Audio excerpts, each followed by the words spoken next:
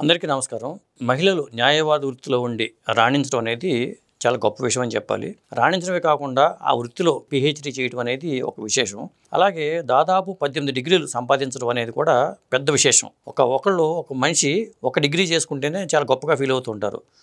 అలాంటిది 18 డిగ్రీలు పూర్తి చేయటం అనేది చాలా గొప్ప విషయం. అలాంటి వ్యక్తి ఎద్దనపూడి హేమలత గారు. ఈరోజు మన గెస్ట్ ఆవిడే. హైకోర్టు న్యాయవాదిగా ఉన్న ఎద్దనపూడి హేమలత గారు విజయవాడ. ఇప్పుడు ఆవిడ అనుకోకుండా హైదరాబాద్ రావడం, నేను పట్టుకోవడం, ఆవిడని మన స్టూడియోకి ఆహ్వానించడం జరిగింది. ఆవిడతో మాట్లాడి అసలు వివాహ వ్యవస్థలో ఉన్న ఎటువంటి లోపాలు ఉన్నాయి, ఎందుకు కుటుంబ వ్యవస్థ విచ్ఛిన్నమవుతుంది, లేదా చట్టాల పరంగా రావాల్సిన మార్పు ఏంటి, ఈ విషయాల గురించి మనం మాట్లాడుకుందాం. నమస్కారం హేమలత గారు. నమస్తే అండి. ఎద్దనపూడి హేమలత అనగానే ఎద్దనపూడి సులోచనారాయణ గారు గుర్తొచ్చారు. బంధుత్వం ఏమైనా ఉందండి మీకు? మా ఆడబడుచుకి స్వయాన ఆడబడుచు అవుతారండి ఆవిడ. ఓకే. సో కొంచెం దగ్గర బంధుత్వమేనండి మాకు. ఎద్దనపూడి అంటేనే ఆ పేరు. అవునండి, చాలా ఫేమస్.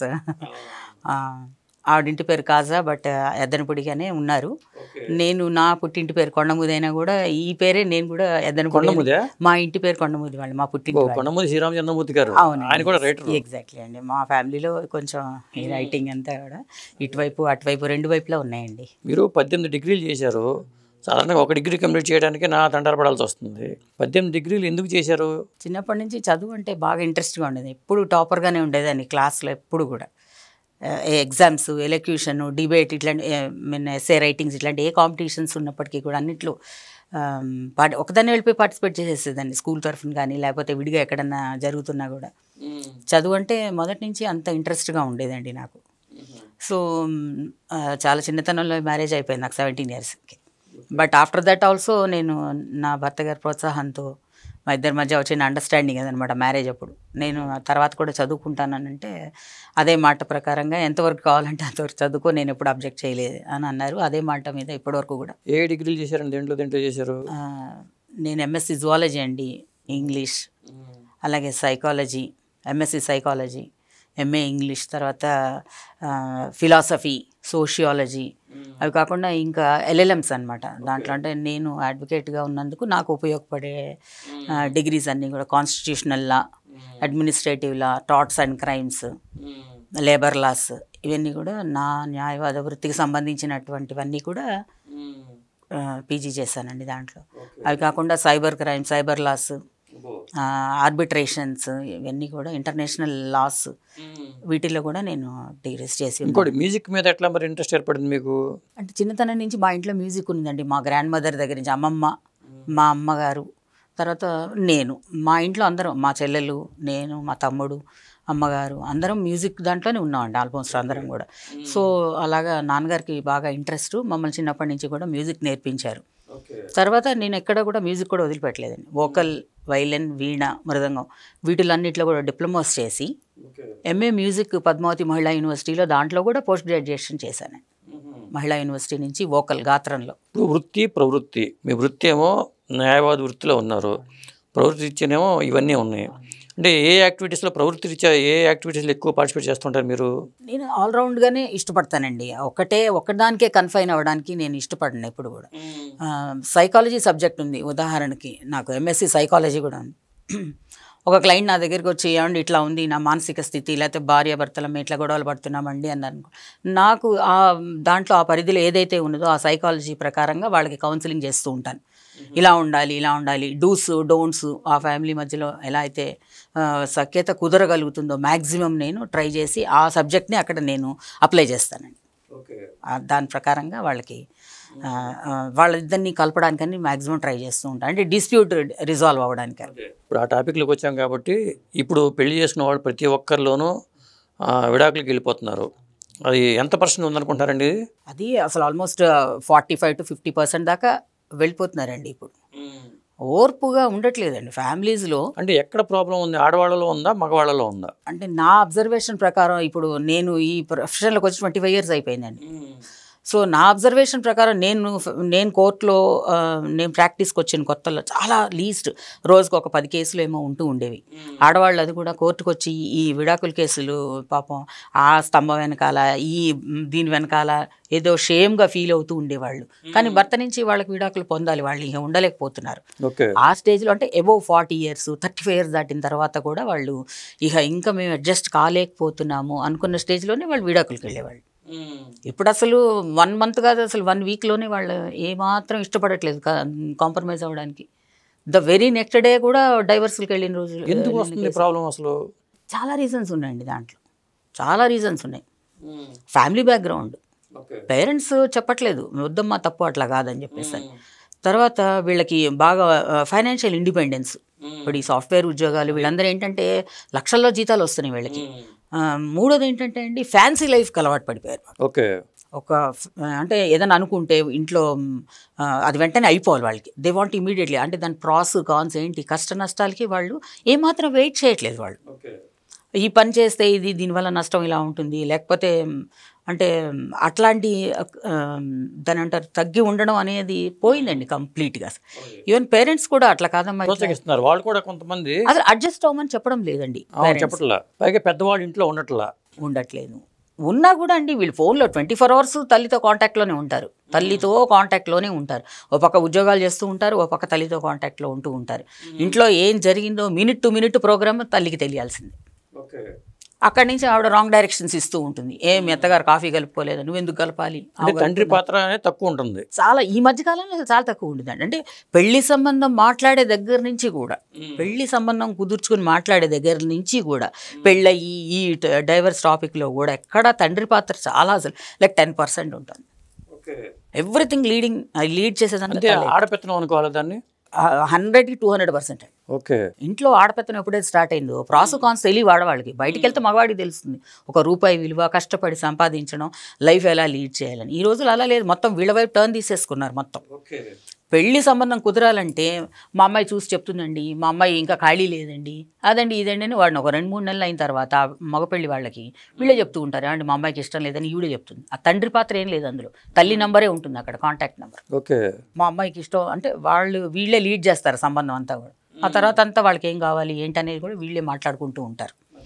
పెళ్ళి ఇలా చేయండి అలా చేయండి అని చెప్తా. అంటే ఏంలో ఊరికే డమ్మి పాత్ర అట్లా ఉంటుంది ఈ మధ్యకాలాన్ని. నా అబ్జర్వేషన్స్ ఇవన్నీ కూడా. నేను ఈ ఆంధ్ర రాష్ట్రానికి నేను ఇంటర్నేషనల్ హ్యూమన్ రైట్స్కి లీగల్ అడ్వైజర్ని. సో ఇట్లాంటి సెవరల్ కంప్లైంట్స్, అక్కడక్కడ జరిగిన కంప్లైంట్స్ అన్ని కూడా ఇమీడియట్గా నా దృష్టికి తీసుకొస్తారు. ఈ మధ్యకాలంలోనేనండి. ఇదివరకైతే అన్ని సివిల్ మ్యాటర్స్, డిస్ప్యూట్స్, క్రైమ్స్ ఇవన్నీ వచ్చి మన దగ్గరికి వస్తూ ఉండేవాళ్ళు లైక్ సలహా కోసం. బట్ రీసెంట్ పాస్ట్లో ఏం జరుగుతుందంటే కేవలం ఇవేనండి, చిన్న చిన్న ఇష్యూస్కి గొడవలు పడిపోవడం, చిన్న ఇష్యూస్కి తగ్గేదే లేదు. మా అత్తగారికి రాత్రి, రేపు పెళ్ళనగా ఈరోజు రాత్రి మా అత్తగారికి ఇంకో బలానా చోట అంటే ఒక క్రతువు ఉంటుంది పెళ్ళిళ్ళలో, అక్కడ పట్టు చీర పెట్టమని అడుగుతుంది, జరీ చీర పెట్టకండి ఆవిడకి. ఇవి కండిషన్స్. ఇట్లాంటి కండిషన్స్ పెడుతున్నారు. ఇలాంటివన్నీ పెట్టడం వల్ల చాలా ప్రాబ్లం అయిపోతుంది. అంటే మగవాళ్ళు ఎందుకు నిర్వీర్యం అయిపోతున్నారు అట్లా? అంటే వాళ్ళకుండే ఇప్పుడు జాబ్కి వెళ్ళాలి. ఫర్ ఎగ్జాంపుల్ ఒక ఫాదర్ ఉంటాడు, అతను జాబ్కి వెళ్తాడు, ఎక్కడికో పొద్దున వెళ్తే రాత్రికి వస్తారు.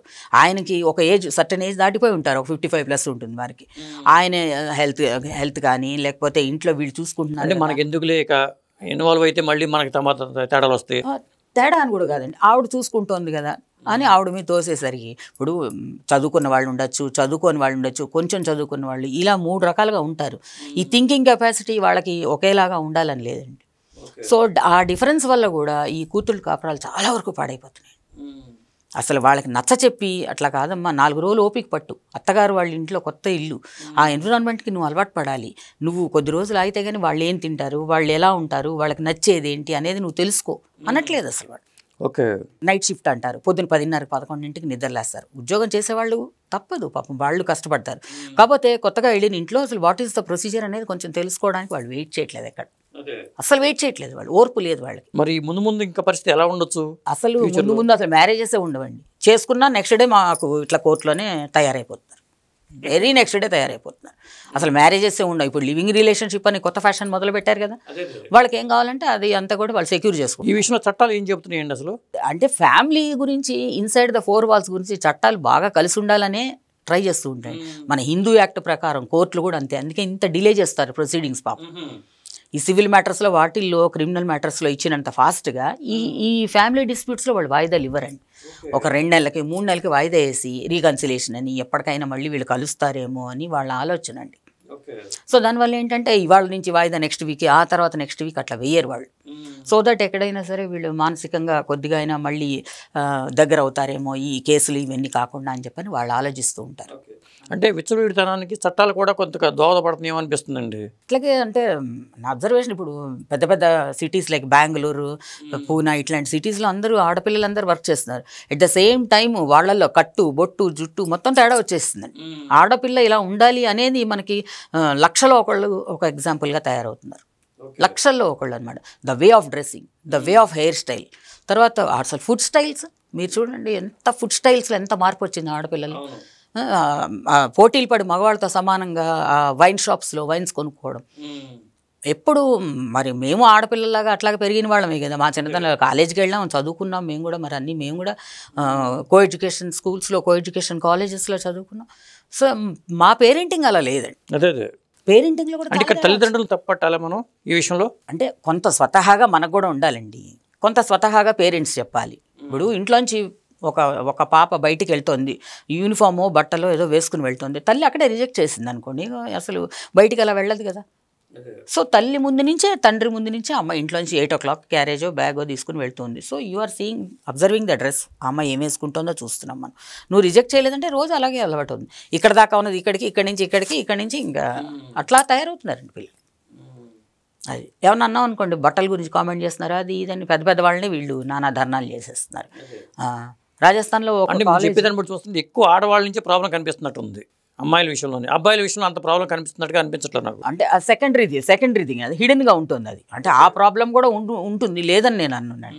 హిడెన్గా ఉంటుంది అనమాట. మీరు ఇట్లాగే వెళ్తున్నారు కదా, మరి ఇట్లా చేయడం అనేది మరి మీరు అంటే ఒక కాలేజ్కి వెళ్తున్నారు, సభ్యతా సంస్కారాలు ఉండాలి కంపల్సరీగా, చదువుకోవడానికి వెళ్తున్నారు.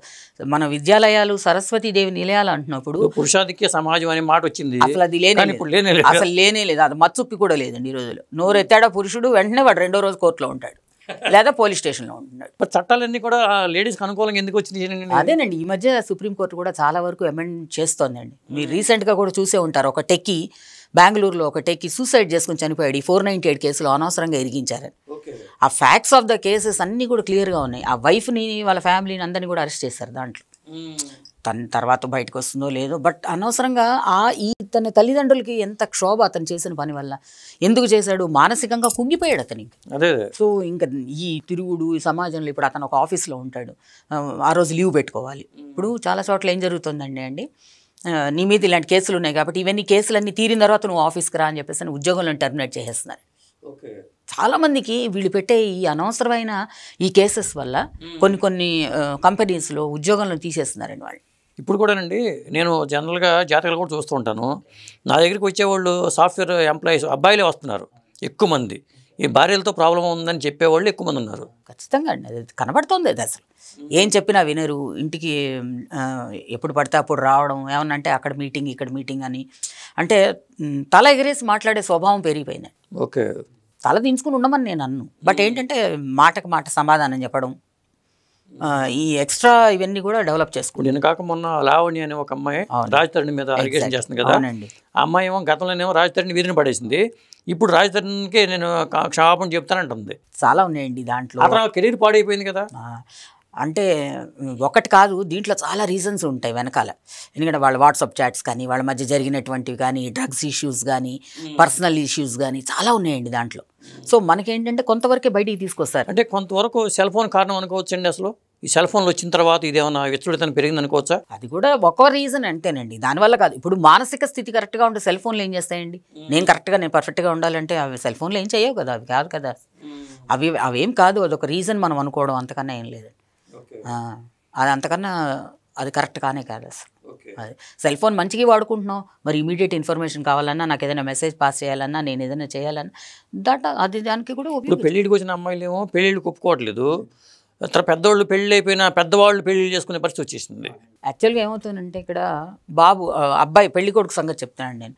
ఆ అబ్బాయికి 32-33 ఏళ్ళు వస్తాయండి, ఉద్యోగం చేసుకుని సెటిల్ అయ్యి. ఎందుకంటే అతను చదువుకునే చదువుకి, పెద్ద చదువులకి ఎక్కడో అప్పు చేసి చదివిస్తారు తల్లిదండ్రులు. సమ్ కాలేజ్ ఒక చేరి బీటెక్ ఏదో కంప్లీట్ అవుతుంది.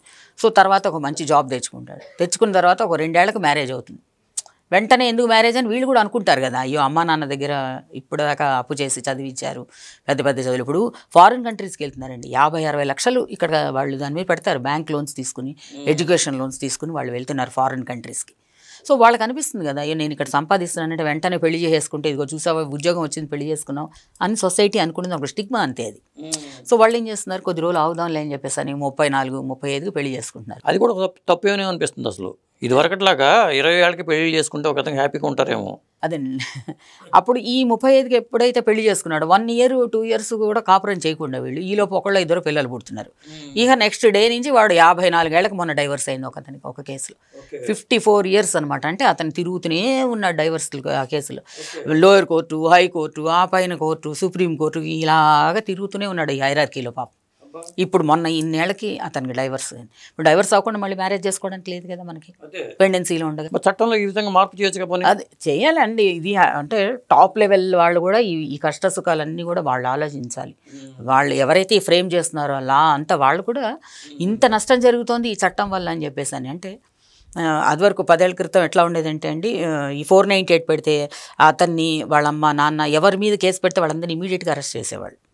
తర్వాత ఇదంతా ఫ్రాడ్గా వీళ్ళు కావాలని ఇరికిస్తున్నారు అంతా అని చెప్పేసి అని తెలిసిన తర్వాత ఆ అబ్బాయి ఒక్కడనే పెట్టండి, వీళ్ళందరినీ తీసేసేయండి, కేసు ప్రూవ్ అయిన తర్వాత చూద్దాం అని చెప్పని మార్చారు.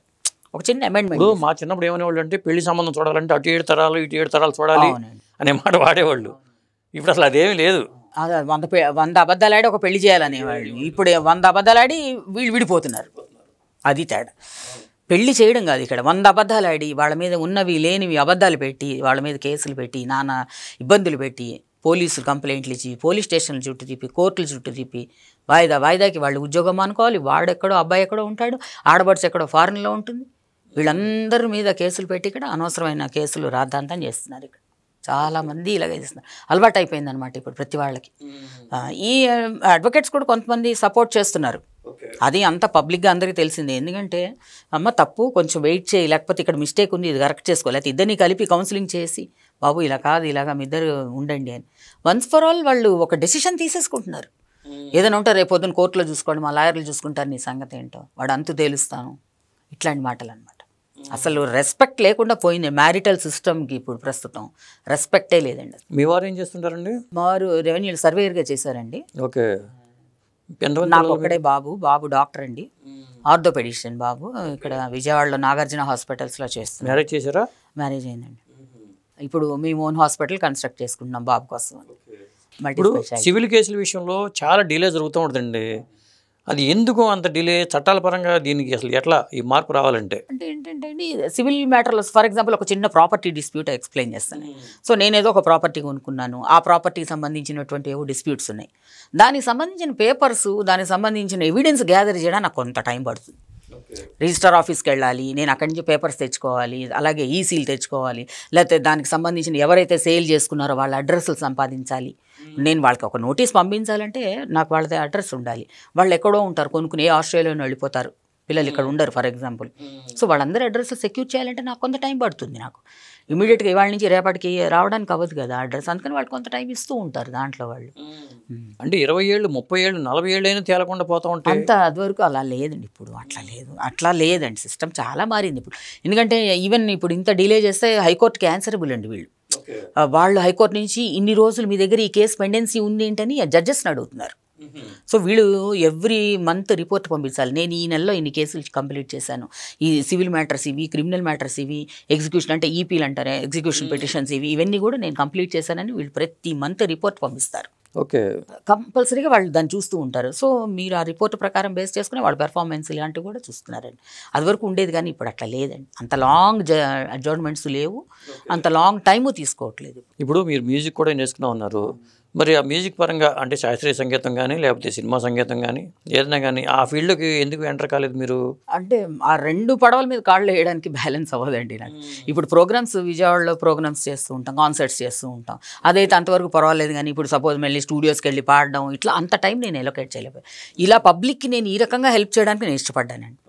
సో నా దగ్గర కౌన్సిలింగ్ వచ్చిన వాళ్ళకి సైకాలజీ కౌన్సిలింగ్ చేస్తాను. అట్లాగే స్టూడెంట్స్ ఉన్నారనుకోండి, నేను ఆన్లైన్లో ఇక్కడ నుంచి అనంతపురంలో యూనివర్సిటీ వాళ్ళకి మోటివేషనల్ లెక్చర్స్ ఇస్తూ ఉంటాను నేను. అంటే ఎగ్జాంపుల్గా చెప్తున్నా. సో ఎంబీఏ ఎంసీఏ వాళ్ళకి అవుట్ గోయింగ్ స్టూడెంట్స్కి ఎగ్జామ్ టైంలో మీరు ఎట్లా అప్రోచ్ అవ్వాలి ఎగ్జామ్ని, how to prepare for the final exams అని చెప్పేసి నేను ఇక్కడి నుంచి ఆన్లైన్లో అనమాట. వాళ్ళు అక్కడ అందరు కూర్చుని మానిటర్లో వాళ్ళు అబ్జర్వ్ చేస్తూ ఉంటారు వాళ్ళు. నేను ఇక్కడి నుంచి వాళ్ళతో మాట్లాడుతూ ఉంటాను. 1 by 1 ఇంటర్వ్యూస్, వాళ్ళు క్వశ్చన్స్ అడుగుతూ ఉంటారు అనమాట. వాళ్ళతో ఎక్స్ప్లెయిన్ చేస్తూ ఉంటాను, బాబు ఇట్లా ఉండాలి, అట్లా ఇదేంటైతే ఎట్లా మేడం, ఇట్లా మేము సబ్జెక్ట్ ఇది డిఫికల్ట్గా ఉందంటే మేము ఎలా చదవాలి, అట్లా వాళ్ళు అడుగుతూ ఉంటారు. అంటే నేను ఇన్ని సబ్జెక్ట్స్ చదివాను కనుక, వైడ్ వెరైటీ ఆఫ్ సబ్జెక్ట్స్ కనుక వాళ్ళు మీరు ఇన్ని చేశారు కాబట్టి వాట్ ఈస్ ద సీక్రెట్, మీరు ఇన్ని ఎలాగ అచీవ్ చేస్తారని చెప్పని అడుగుతూ ఉంటారండి. ఓకే. ఇంకా యాక్టివిటీస్ ఏముంటాయండి మీవి? అదే ఇంకా యాంటీ కరప్షన్ ఇవన్నీ ఉన్నాయి కదండి, వాటిల్లో కూడా అందరినీ ఎడ్యుకేట్ చేస్తూ ఉంటాం అనమాట పబ్లిక్ని. అట్లాగే ఎంత యాంటీ కరప్షన్ ఉన్నా కానీ, వింగ్స్ ఉన్నా కానీ అవినీతి పోవట్లేదు కదండి. పోవట్లేదంటే ఆ హయ్యర్ లెవెల్లో కూడా ఉంది కదండి. ఇప్పుడు నేను ఒక హోటల్కి వెళ్ళి బిల్లు కట్టలేదు అనుకోండి, ఎవరన్నా పోలీసుని పిలుస్తాడు ఆ హోటల్ వాడు, నాకు అక్కడ 100 రూపీస్ బిల్లు, వాడి చేతిలో సపోజ్ ఒక 500 బిల్ అయింది అనుకోండి, వచ్చిన పోలీసు 100 ఇస్తే అయిపోయింది, అక్కడికి అయిపోయింది అంతే, దేర్ ఎండ్స్ ద మ్యాటర్, పర్లేదు తర్వాత చూసుకోండి అంటాడు. సో ఇట్లాంటి సిస్టమ్ మన దానిలో పోవాలండి. జ్యుడిషియరీ, పోలీసు చక్కగా హ్యాండ్ ఇన్ హ్యాండ్ కరెక్ట్గా వెళ్తే. ఫారిన్ కంట్రీస్కి మనకి అదేనండి తేడా. ఫారిన్ కంట్రీస్లో అయితే చాలా స్ట్రిక్ట్ రూల్స్ ఉంటాయి అన్నమాట. తర్వాత వాళ్ళ యంత్రాంగం చాలా డిఫరెంట్గా ఉంటుంది. సపోజ్ ఈ డ్రోన్స్ కానీ హెలికాప్టర్స్ కానీ ఇవన్నీ కూడా ఈ పోలీసులో భాగం వాళ్ళకి. ఎవ్రీబడి విల్ బి ట్రైన్డ్ అనమాట. ఇమీడియట్గా నేను ఎవరన్నా పట్టుకోవాలంటే నాకు డ్రైవింగ్ రావాలి, ఆ డ్రైవర్ రావాలి, అరే ఎక్కరా కార్ తీరా, ఇవన్నీ ఏమి ఉండవు. That person officer, police officer will directly go అనమాట. మనకి వాళ్ళకి చాలా తేడా ఉంది. అందుకే నేను ఇమీడియట్గా తర్వాత పట్టుకోవడము, ఇలాగ ఇంత జస్టిస్ డిలే చేయడం అనే క్వశ్చనే లేదండి అసలు దాంట్లో. ఇమీడియట్గా they have every right to send them to jail అండి ఇమీడియట్గా. అది కూడా అసలు చాలా లాంగ్ లెందీ ప్రొసీజర్. 20 ఏళ్ళు చిన్న పనిష్మెంట్ మామూలుగా ఉండదు, పెద్ద పనిష్మెంట్ చిన్న క్రైమ్కైనా కూడా. అందుకని ఏంటంటే వాళ్ళు చేయాలంటే భయపడతారు అసలు. అందుకనే వాళ్ళంతా ఆ కంట్రీస్ అన్నీ కూడా ముందుకు వెళ్ళడానికి కారణం అదే. అంటే పోలీస్ వ్యవస్థ, న్యాయ వ్యవస్థ సక్రమంగా పనిచేస్తే ఇంత జరగవు కదా. ఏముండవండి అసలు. మన దేశం ఎప్పుడో ముందుకెళ్ళేదండి. మన కంట్రీ, మన భారతదేశం ఎప్పుడో ముందుకెళ్ళేది. మనం చూస్తున్నాం కదా, ఇప్పుడు కుంభమేళాకి వెళ్తున్నారు, ఎంత డిజార్డర్డ్గా పబ్లిక్ బిహేవ్ చేస్తుందో చూడండి. మనం ఇప్పుడే చూస్తుంటాం రీసెంట్గా 2-3 డేస్ బ్యాక్. ఇంజన్లో ఎక్కి కూర్చుంటున్నారు. వాడు ఎలా డ్రైవ్ చేస్తాడు అతను, డ్రైవర్, అతనికి అంటే అది మెషినరీ ఎంత చాలా జాగ్రత్తగా ఉండాలి. దాంట్లో మీరు రైల్లో ఒక 10 మంది ఎక్కినందుకు, దాని వెనకాల కొన్ని వేల మంది ఉన్నారు దాంట్లో. వీళ్ళు చేసే ఏదన్నా, నేను డ్రైవ్ చేస్తానో లేకపోతే పిల్లలు ఏదైనా ఒకదానికొకటి బటన్ నొక్కేస్తే ట్రైన్ ఏమైపోవాలి. చాలా అనమాట. వాటర్ బాటిల్ తాగేసి ఆ పట్టాల మీద విసిరేస్తారు. అక్కడ దాని దగ్గర ఇరుక్కుపోతుంది. అది కరెక్ట్గా ట్రైన్ వేరే దానిలోకి పట్టాల్లోకి మారాలంటే కరెక్ట్గా వాటర్ బాటిల్ అక్కడ ఉంటుంది ఇరుక్కుని, వాటర్తో సహా. ఏమవుతుంది అప్పుడు? యాక్సిడెంట్ అవ్వదా ఖచ్చితంగా. మనం చేసే ఇర్రెస్పాన్సిబుల్ యాక్టివిటీస్ వల్ల మన దేశం అలాగే ఉండిపోతుంది. ఎక్కడికక్కడ ముందుకు వెళ్ళలేకపోతున్నాం మనం అసలు. అదే అది మనం మారాలండి. ప్రతి వాళ్ళలో నాకు నేను అన్న మార్పు రావాలి. తిండం ఒకటి పడేస్తాం. అలా చేయకుండా అయ్యో ఇలా కాదు కదా, నా దేశం నీట్గా ఉండాలి, నా భారతదేశం నాకు బాగా ఉండాలి, ప్రపంచ స్థాయిలో ముందు ఉండాలి అని ఉండాలని వాడు. అది ఒకళ్ళతో సాధ్యమయ్యే పని కాదు కదా. 140 కోట్ల మందితో కూడుకున్నటువంటి దేశం మంది. ప్రతి ఒక్కళ్ళలో అందులో 100 కోట్ల 40 కోట్లు వేసుకోండి వదిలేసేసినా కూడా, మీరు కరెక్ట్గా ఉంటే ఆ 40 కోట్లు మిగిలిన వాళ్ళు ఆటోమేటిక్గా మిమ్మల్ని చూసి నేర్చుకుంటారు. ఇప్పుడు రాజకీయ వ్యవస్థలోకి వద్దామండి. గతంలో జగన్మోహన్ రెడ్డి గారు ఉండేవాళ్ళు, ఇప్పుడు చంద్రబాబు నాయుడు గారు ఉన్నారు.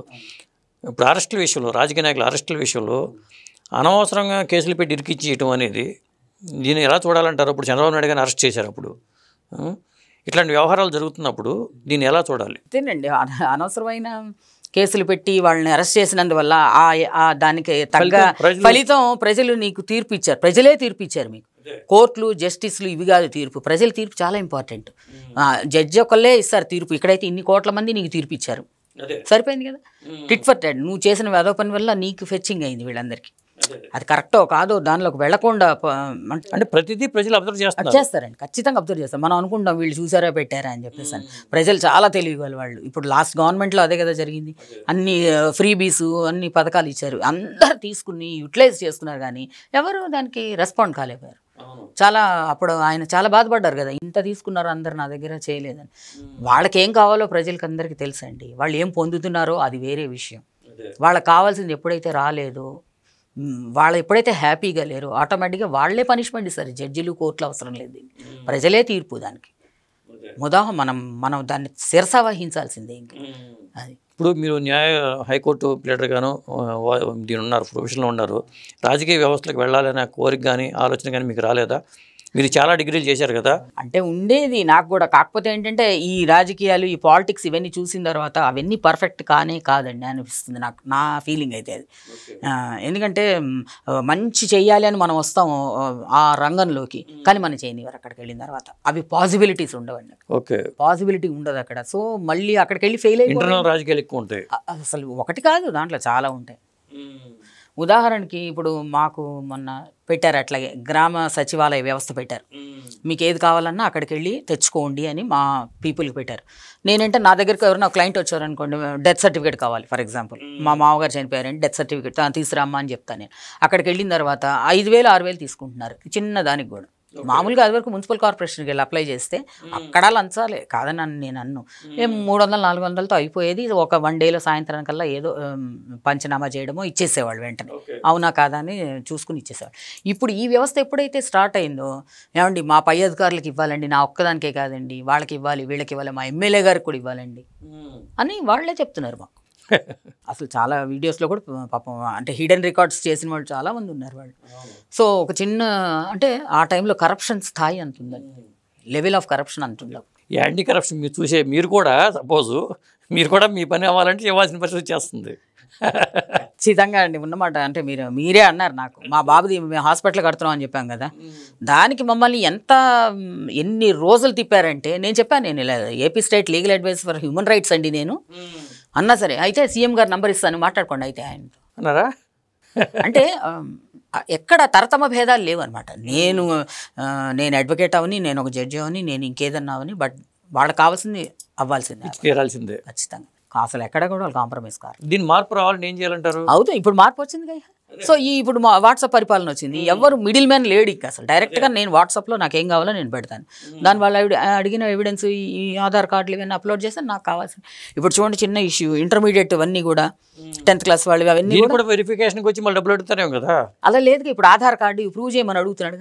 ఇప్పుడు డెత్ సర్టిఫికేట్ అయినా అప్లోడ్ చేసేసాను అనుకోండి, హాస్పిటల్ వాళ్ళు నాకు రికార్డు ఇస్తారు కదా, ఓకే, అది నేను అప్లోడ్ చేస్తున్నాను. సో వాళ్ళు వెరిఫై చేసుకుని whether it is correct or not ఇమీడియట్గా ఇష్యూ చేస్తాను. ఇప్పుడు intermediate hall tickets, 10th class hall tickets, అది వరకు పొద్దున్నరా మధ్యాహ్నరా హెడ్ మాస్టర్కి ఇంత అట్లా తీసుకునేవాళ్ళు, ప్రతి హాల్ టికెట్కి వాళ్ళు తీసుకునేవాళ్ళు ఎంతమంది.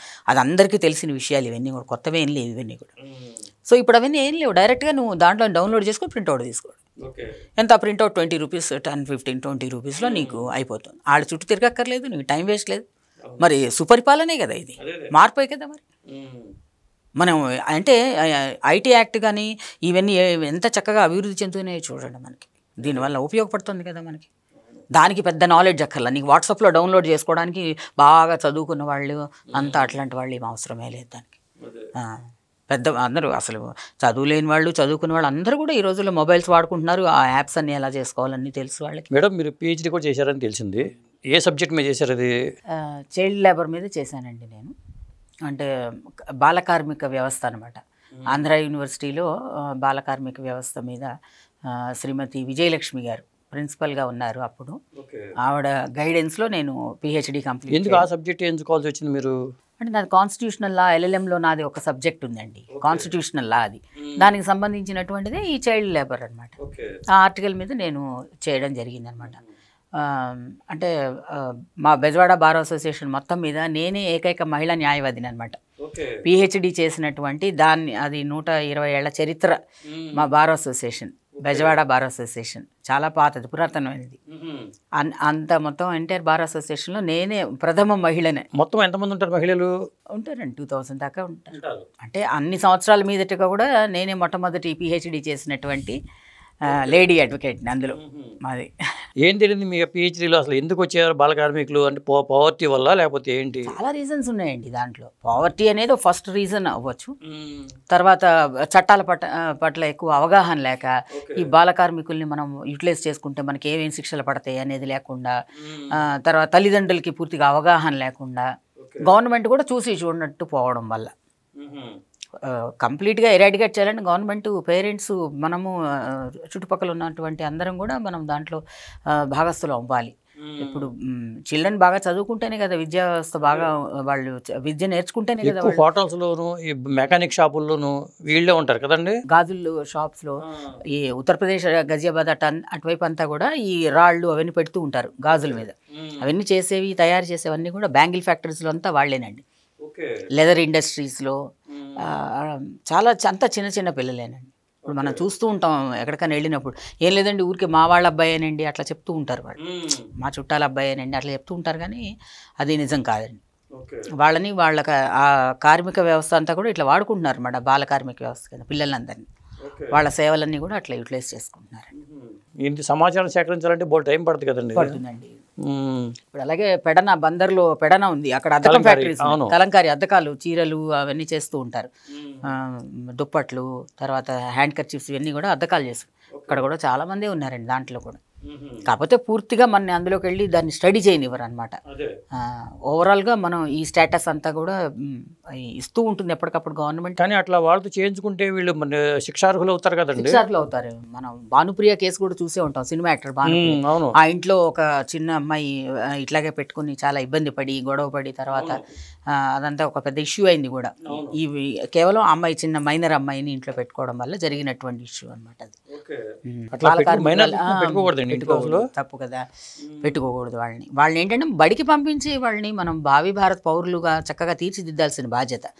వాళ్ళ జీవితాన్ని మనం కత్తేలు చేసి మనం మన దగ్గరే వాళ్ళని ఉంచేసుకొని పనులు చేయించుకుని ఎలాంటి శిక్షలు పడతాయండి వీళ్ళకి అంటే డిఫర్ అవుతూ ఉంటుందండి. అంటే ఆ అమ్మాయిని ఏమైనా గాయపరిచారా, లేకపోతే అమ్మాయిని ఏమైనా ఇబ్బంది పెట్టారా, ఏ రకంగా ఓన్లీ ఉద్యోగం దాంట్లో 10 ఏళ్ల బాలుడితో నేను అద్దకం పని చేయించుకుంటున్నాను అనుకోండి, అంటే నేను ఓనర్ని, నాకేమైనా శిక్ష పడుతుంది అట్లా పెట్టుకుంటే? అంతే కదండి, మరి ఓనర్గా మీకు శిక్ష ఖచ్చితంగా పడుతుంది, ఫైన్ పడుతుంది, ఒక్కోసారి 2 పడతాయి, అది కానీ ఇది కానీ 2 ఒక్కొక్కసారి పడుతూ ఉంటాయండి.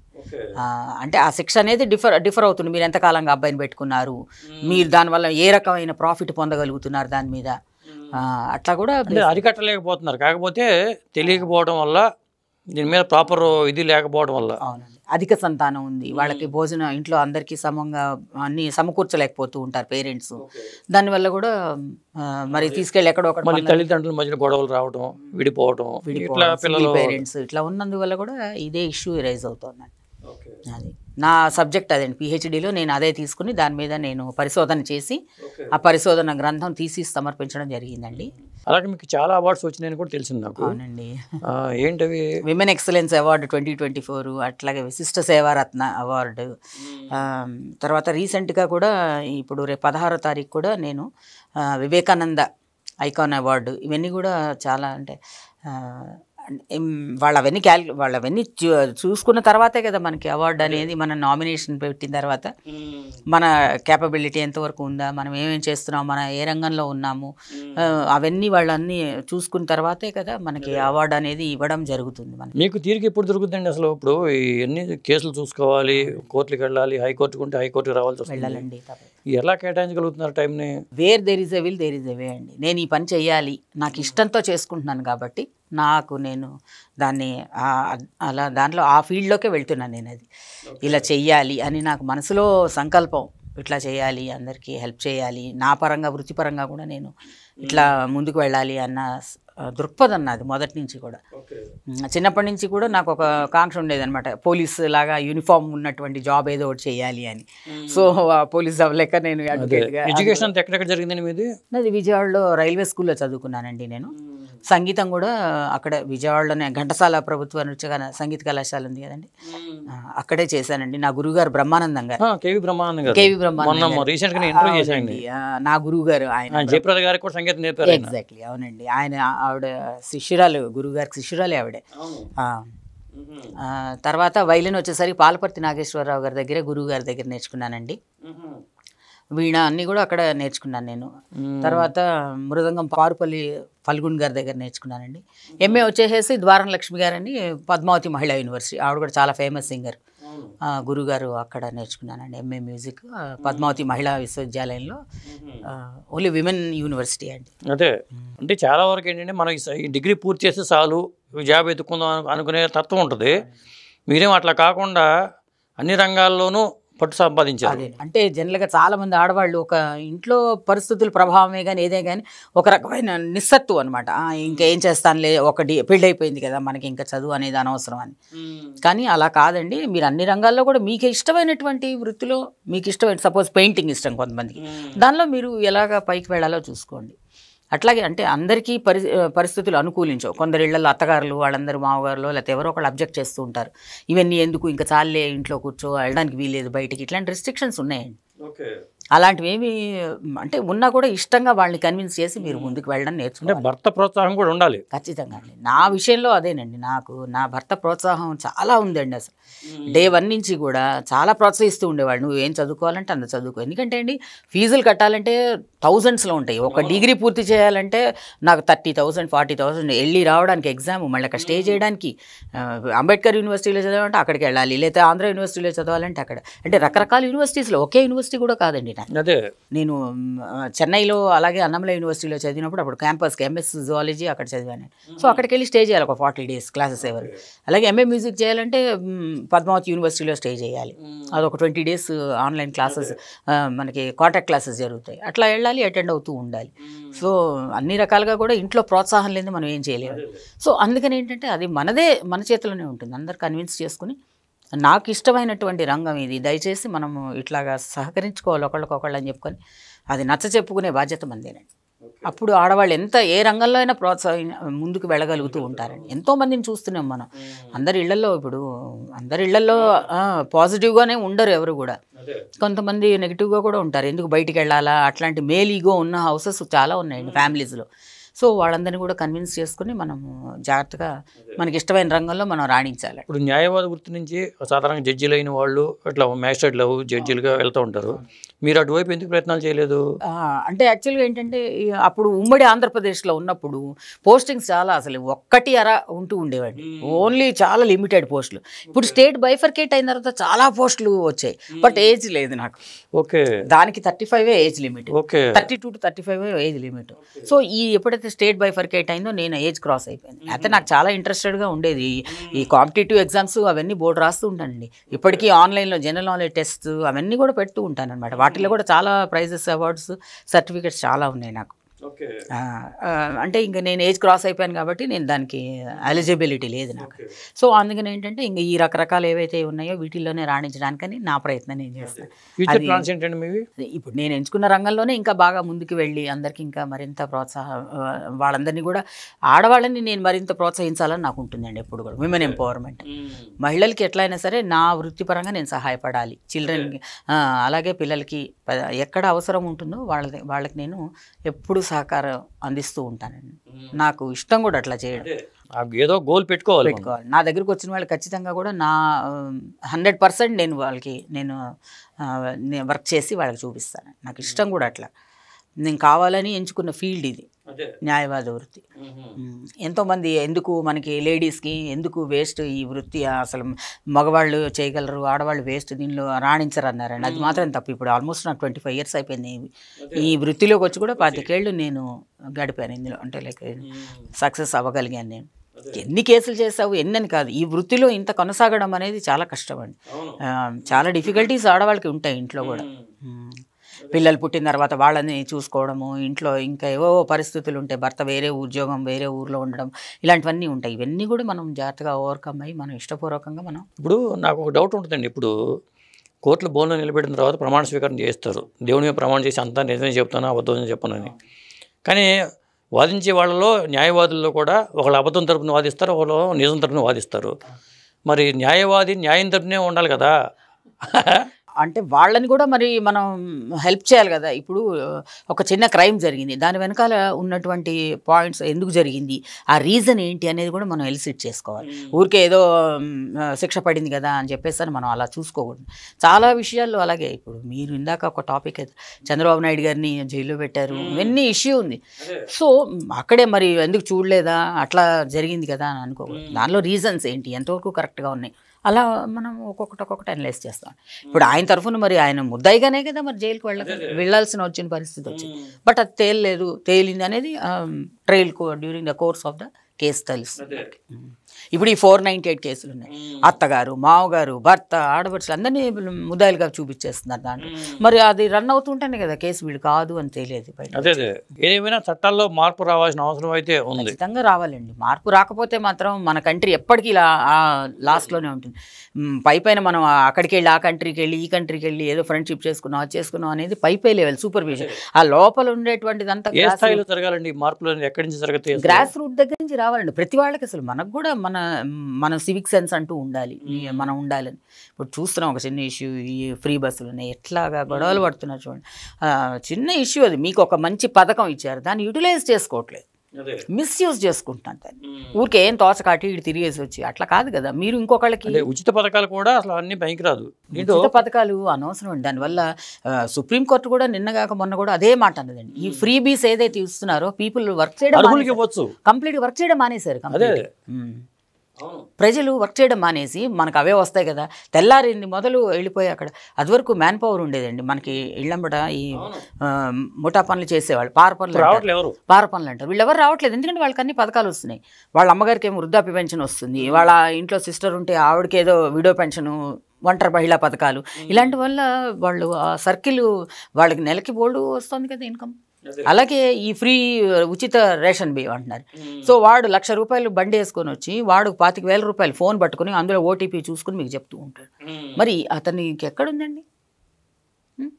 అలాగే ఇంట్లో ప్రతి ఇంట్లో ఎవరైతే ఈ వైట్ రేషన్ కార్డు ఈ రైస్కి అర్హులు అందరి ఇళ్లలో ఏసీలు ఉంటున్నాయి. మీరు గమనించండి ఒకసారి, అందరి ఇళ్లలో ఉంటున్నాయి. అంటే నువ్వు కరెంటు బిల్ అంతా కడుతున్నప్పటికీ కూడా అంటే అక్కడ ట్రికిష్గా బిహేవ్ చేస్తున్నారు అనమాట. భర్త పేరు మీద ఉండడము, లేకపోతే ఇంకోటి ఏదో పిల్లల పేరు మీద కొనుక్కోవడము, అట్లా కరెంటు బిల్స్ పెట్టడము ఏదో చేస్తున్నారు అట్లా వాళ్ళు. లేకపోతే అసలు గవర్నమెంట్ దానివల్ల ప్రభుత్వం భారం పడుతుంది. ఖచ్చితంగా అండి. ఆ భారం వాళ్ళ మీద పడట్లేదండి, మిడిల్ క్లాస్. ఎందుకంటే హైయర్ లెవెల్ పీపుల్ అందరూ కూడా వాళ్ళు బాగానే ఉన్నారు, ఎందుకంటే వాళ్ళు బాగా ఇన్కమ్ ఎక్కువ ఉంటుంది కాబట్టి. లోయర్ వాళ్ళు కాకపోతే కూర్చొని తింటున్నారండి, ఆ పథకాలన్నీ అనుభవిస్తున్నారు. ఏటొచ్చి క్రష్ అయిపోతుంది మిడిల్ క్లాస్ పీపుల్. క్రష్ అయిపోతుంది పూర్తిగా మిడిల్ క్లాస్ పీపుల్ అని. ఏ రకంగా ట్యాక్స్ కట్టేది వీళ్ళే, మిడిల్ క్లాస్ వాళ్ళే. హైయర్ క్లాస్ వాడు నీకు ఇన్కమ్ ఉంది కాబట్టి దానికి తగ్గ ట్యాక్స్ నువ్వు కట్టాల్సిందే, ఎందుకంటే నీకు జనరేట్ చేసుకున్నావు కాబట్టి. లోయర్ క్లాస్ వాడు వాడికి ఇన్కము శుభ్రంగా బయట నుంచి వస్తూ ఉంటే ₹4,000, ₹5,000, ₹6,000 పెన్షన్ వస్తూ ఉంటే ఎప్పుడు కూడా విద్య వైద్యం రెండు ఎప్పుడు కూడా ఫ్రీగా ఉండాలండి. గవర్నమెంట్ స్కూల్స్ అని అంటున్నారు, ఎట్ పార్ మళ్ళీ దానికి తగ్గట్టుగా మీకు ప్రైవేట్ స్కూల్స్ ఎందుకు? ఇంకా you make it all the government schools, అన్ని గవర్నమెంట్ స్కూల్స్ పెట్టేయండి. రెండోది ఏంటి, గవర్నమెంట్ స్కూల్ అంటున్నారు, తల్లి పథకం అని అంటున్నారు. ఆ డబ్బులు ఆమెకు ఎందుకు ఇవ్వాలి? గవర్నమెంట్ స్కూల్లో ఫ్రీగా నీకు చదువు చెప్తున్నప్పుడు ఇంకా ఎందుకు తల్లి వందనం ఎందుకు? నీకు ఆల్రెడీ అక్కడ ఫ్రీగా నీకు స్కూల్లో పాఠాలు చెప్తున్నారు, యూనిఫాము, బెల్ట్, షూస్, నీకు సాక్సులు, పుస్తకాలు అన్నీ ఫ్రీగా ఇస్తున్నప్పుడు మళ్ళీ ఈవిడికి డబ్బులు ఎందుకు? అక్కడ అంతా ఫ్రీగా చెప్తున్నారు పాఠాలు, ఇంకా మళ్ళీ ఈ డబ్బులు ఇస్తూ ఉండడం వల్ల నేరాలు పెరిగిపోతున్నాయి. ఎందుకు పెరుగుతున్నాయి? ఇన్ ద సెన్స్ ఏంటంటే ఆ డబ్బు కోసం భర్త ఈవిడితో గొడవ పడడం, ఈవిడికి ఇండివిజువాలిటీ పెరిగిపోయి నా దగ్గర డబ్బులు ఉన్నాయని ఈవిడ దెబ్బలాడము, ఈ కైండ్ ఆఫ్ ఇది పెరిగిపోతుంది క్రైమ్ రేట్. అంటే ఇంతవరకు బాగానే ఉంది, ఇంట్లో ఉన్న పెద్దవాళ్ళని ఓల్డ్ ఏజ్ హోమ్ పంపిస్తున్నారు. అది దారుణం కదా.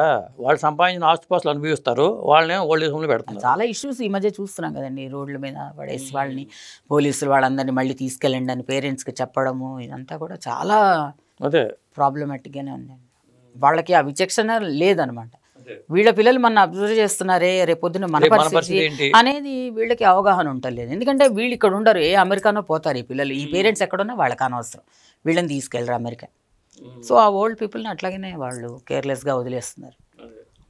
ఆ మానవత్వం అనేది ఎక్కడ కనిపించట్లేదు కొన్ని చోట్ల. అయితే మనుషుల్లో మానవత్వం ఉండాలి, చట్టాల పరంగా పటిష్టంగా చట్టాలు ఉండాలి, గౌరవం ఉండాలి. ముందు చట్టాలు పటిష్టంగా ఉండాలి, చట్టం అంటే గౌరవం కూడా ఉండాలి. మనకి శిక్ష పడుతుందనే భయం ఉండాలి ముందు మనకి.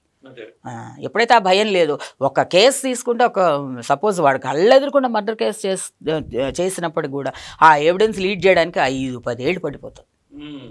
చిన్న చిన్న ఇష్యూస్, డ్రంక్ అండ్ డ్రైవ్ చిన్న ఇష్యూ, దానివల్ల ఎంతోమంది చనిపోతున్నారు.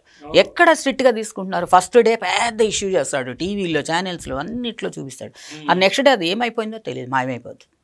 అది మనకి ప్రతిరోజు మనకి ఇన్ఫర్మేషన్ ఇవ్వాలని కాదు, దిస్ ఈజ్ ద థింగ్ అని చెప్పేసి అని మనకి పబ్లిక్కి తెలియాలి. ఇగో ఇలా చేయడం వల్ల వీడికి పబ్లిక్ ఇట్లా పనిష్మెంట్ అయిందని చెప్పని జనాలకు తెలిస్తే వాళ్ళకి కూడా కొంత నమ్మకం కలుగుతుంది. చట్టాల మీద నమ్మకం, అవగాహన కలగాలండి ఎప్పుడు. థ్యాంక్ యూ అండి. మొత్తం మా స్టూడియోకి వచ్చి మీరు చాలా విషయాలు చెప్పారు ముఖ్యంగా. Thank you.